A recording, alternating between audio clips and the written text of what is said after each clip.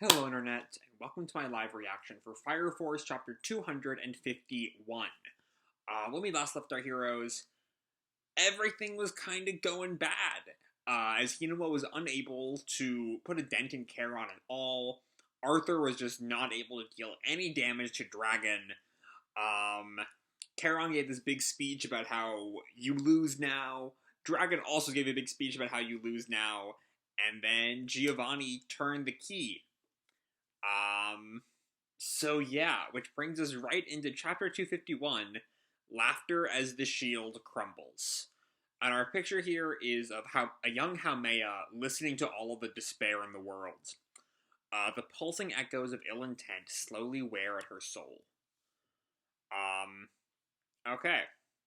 So the battle carries on outside Amaterasu. Can they overcome the wall that is Charon? Is that what we should be focusing on right now? Because Giovanni just turned the key. It is time for the Cataclysm. But we open with Victor calling, Vulcan-kun! Vulcan-kun! What's the status inside Amaterasu? And we see Obi looking up in fear. And then Hinoa is yelling at Charon, there's got to be a limit to how much energy you can absorb. So yeah, I guess that means that when Charon uses his counter, it'll just be completely devastating. And Charon thinks, I'm going to bring all this to an end. And yeah, Charon kind of is on the same wavelength I was. You're not wrong. I'm about at my limit. I kept you waiting, Haumea. Okay. And then we cut the flashback. I'm going to bring an end to the hell she's endured. We flash back to younger Charon wandering a tunnel. Haumea, hey, where are you? Take my eyes off you for 1 second and you disappear. And then he notices her huddling in the corner. Haumea? And we see Haumea, like, clawing at her crown. So here we're kind of seeing a visualization of what Charon told Ogun back at the beginning of the arc, of what life has been like for Haumea this whole time. Are you alright? My head is gonna split open. Everyone's hate, it's in my head. And Charon tries to comfort her. Haumea, And then she just slugs Charon. I think that might be the first time she ever, like, strikes him. Stop worrying about me. I can hear what's in your head, you know. And then Charon tells her, if it'll help ease the burden you're carrying, beat me until you feel better. And then Haumea grabs his lantern and whacks him. And then smacks. I said that she whacked him too early there, but it's not until page 8 that she just smacks him with the lantern. We see a little bit of blood down Charon's mouth. And Haumea laughs through her tears. And she just whacks him over and over and over again.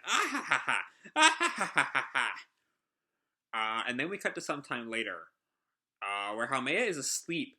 For the first time, we see her without the crown on. When we saw her with the crown in the flashback, I kind of wondered, like, is that just something that she's always had? We don't see her face, we only see her from behind. But we do see the crown is sitting on a table off to the side. I'm kind of wondering, what do her eyes look like? Like, I think her tears on page 8 is the first time we've ever really had direct evidence of her eyes. I don't know. But anyway, Charon looks on her sleeping form, and Arrow walks over. Worn yourself out, huh? Did Haumea give you those injuries? You look awful. Yeah, Charon, by the way, like, battered and bruised from the lantern strike. And Charon says, she can't rest, even when she's sleeping. Humanity's emotions keep pouring into her little head. For her, the only way to escape from it is in madness, cruelty, and joy. And Arrow continues, aren't you supposed to be Charon the Reflector? I thought you could absorb the damage. Her violence is her pain. If I can understand even a fraction of her pain, I'll take everything she's got. And Arrow just, responds, that's nonsense. Her pain is my pain. You're a guardian too. You ought to understand. So yeah, we're really seeing here Charon earning his best dad vibes. Um, I think anyone else would break. This is Arrow again, being on the receiving end of the collective unconscious. She was born the symbol of a holy maiden. She once had a pure heart that could accept man's wickedness. And we see an image of the young Haumea just from the nose down, and what looks like nun garb. Not quite the black of an actual nun. Hold on, the site just crashed. That's not a good sign. That is very much not a good sign. Fuck. What? That wasn't supposed to happen. Um, hmm. Okay. Um, well, damn. This is bad. Let me try it now. I turned my Wi-Fi off and back on again. Um, maybe another. Oh, hold on. Aha, I got it back. All right, we're good. Um, Jumping right back in. The weirdest shit we get here, guys. Um, she once had a pure heart that could accept man's wickedness. Even though she's absorbed so much cruelty, she survives.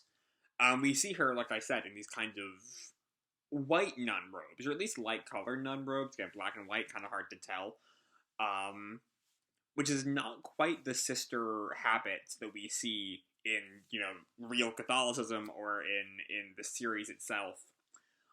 But it's still very clearly this kind of pure-hearted outfit. She's bearing all of mankind's evil in that tiny body of hers. And then we see the grown-up Haumea. Her holiness has changed so much in the 10 years since her Adola burst awakened. Is Haumea referred to as her holiness? I don't think we've ever heard that before. But anyway, we get her little other white-clad guy. Haumea-sama, it's time for mass. And Haumea can read his thoughts. We see his thoughts: fear, dread, esteem, interest. And Haumea looks at him, and the white-clad thinks, don't think. Haumea-sama will hear everything. Still, though, she's grown so beautiful. I wonder what's under that crown.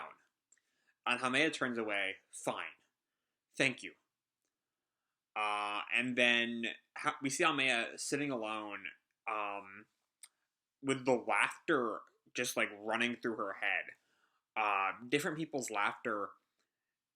It sounds malicious, but that might just be the filter that Charon has kind of been priming us to see her through. There's like a ha ha ha ha, ho ho ho ho, he, ooh ah ha ha ha ha ha, another ha ha ha, ki, ha ha ha ha, more ki, kya ha ha ha ha, moo hoo hoo hoo hoo hoo. And we see her like kind of sweat from it. The voices never stop; they just get louder. But and her like grimace starts to turn into a smile. But I won't break yet. I'll just have to enjoy the wickedness. So yeah, we're kind of seeing her turn into Haumea. And then Charon grabs her. Calm down, Haumea. Kill yourselves. Drop dead, all of you. You make me laugh. And then she like grabs Charon's face and like pushes herself away. I love it. Die. You're in my way. And she like starts punching him. And then she finally tires herself out. Charon is still standing. And kind of like wipes the blood off his face. You okay? It's just a little violence. Of course I'm okay. And Charon sits down. I see. And Haumea is silent. Hey, Charon. How do you feel? About me, I mean. Can't she hear him? But Charon asks, what? How do I feel about you? Never gave it much thought. You can, and he kind of like leans his hand over her. It's kind of a weird pose there. You can see inside my head, can't you? You tell me. And Haumea looks at him as Charon grins. Unconditional love. Yeah. We see Charon, Charon really is a good guy, even if he's kind of a, you know, mass murdering cultist. Um, you know, if you look beyond the whole wanting to end the universe, he's a good guy at heart.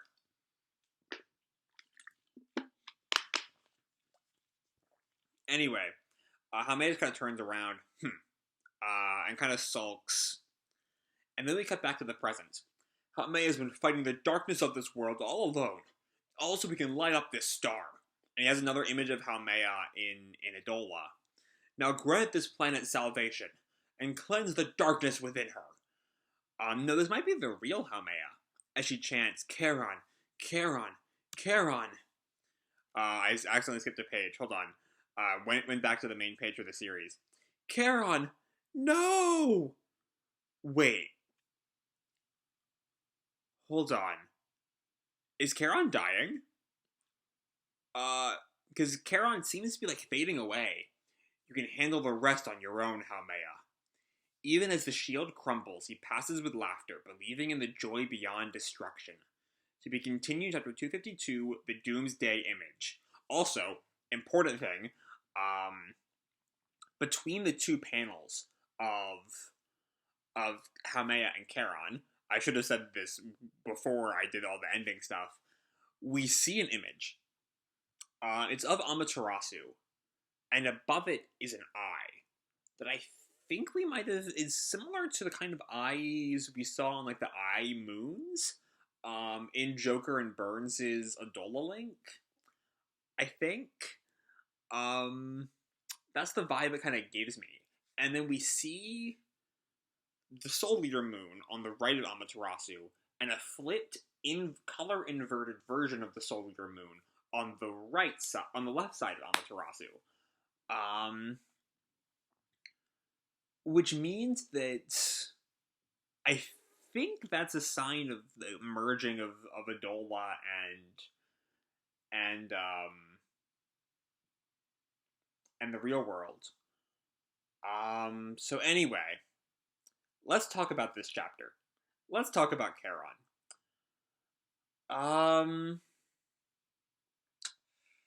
So I think the first most obvious complaint is the same kind of complaint I brought up last time. That like we were promised in 249 the start of the Cataclysm, and then we were promised in 250 the start of the Cataclysm, and now here we're promised again in a third way the start of the Cataclysm. So we'll see. I'm especially like this image. I mean, I said last time turning the key means they have to start the Cataclysm now, and then they didn't start the Cataclysm. So now I'm thinking this image means they have to start the Cataclysm now, right? But maybe they still don't. We'll see. But let's talk about Charon. I'm not sure I like this death for him. I can't say, I don't know. I feel like Charon deserves to go out fighting. I guess. Maybe I just want to see Charon go out fighting.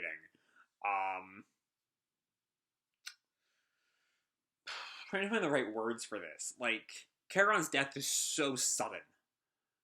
If he's dead. If he's dead, it's so sudden. You know, he just kind of fades away, standing in front of the door.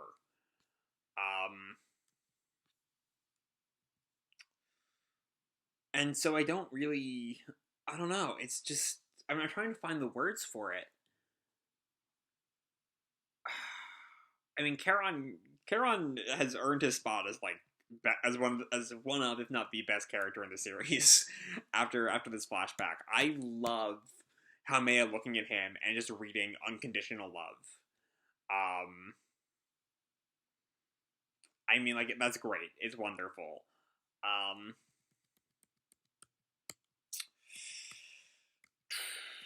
I'm just trying to absorb this fucking chapter, man. It's a lot. It's just a lot. So yeah, the flashback on its taken out of its placement in the series, out of everything going on around it, the flashback is great. It doesn't necessarily tell us really anything we didn't know, but just to see it, just to see you know, how much Charon loves this girl he has raised, you know, who's practically his daughter. As the famous How to Raise a Child flashback tells us. Um, like, this is his child. He's everything he has done is for her. To spare her from the pain that she's always known. And she dies. He dies for her in the end. If he is dead, but he definitely seems dead in that final panel. Like his skin is burning away. Um, I don't know. I just wish Charon had gone out. I mean, Charon dying, protecting his dream, protecting the salvation he believes in, is absolutely fitting. It's absolutely in character. Um, and so on that regard, I don't really have any any problem. Maybe it's just my desperation for a Shinra Charon rematch that we're never gonna get if he's dead. Um, I don't know. I don't know. I have a lot of my thoughts on this chapter are very kind of amorphous and still forming. Um,